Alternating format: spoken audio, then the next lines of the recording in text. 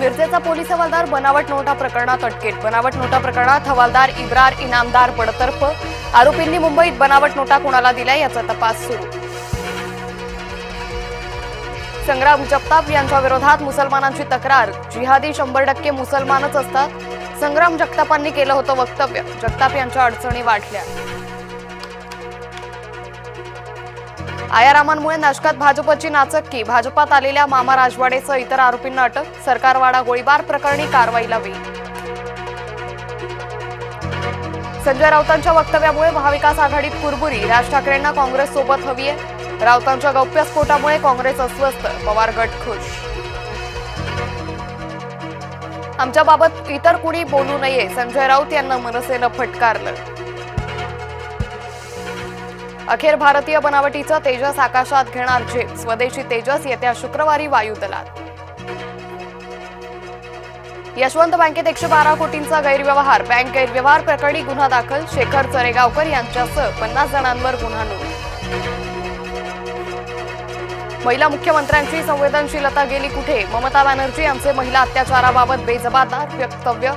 पीडिता रात्री 12:30 वाजता कशी बाहेर गेली? ममता यांचा संतापजनक सवाल।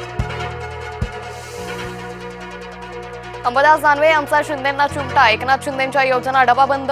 ठाकरे गटाचा शिंदेंवर निशाणा। शिंदेंच्या लोकप्रिय योजना बंद होणार नाहीत। योग्य वेळी कर्जमाफी करू। शरद पवारांच्या भेटीनंतर बोलले मंत्री उदय सामंत। ऐन निवडणुकीपूर्वी राजद संकटात। लालू राबडी आणि तेजस्वी यादव यांच्यावर आरोप निश्चित। रेल्वेत नोकरीच्या बदल्यात जमिनी हडपण्याचं प्रकरण पेटलं। नागपूरमध्ये भाजपची बैठक। स्थानिक निवडणुकांच्या तयारीसाठी भाजपची चाचपणी।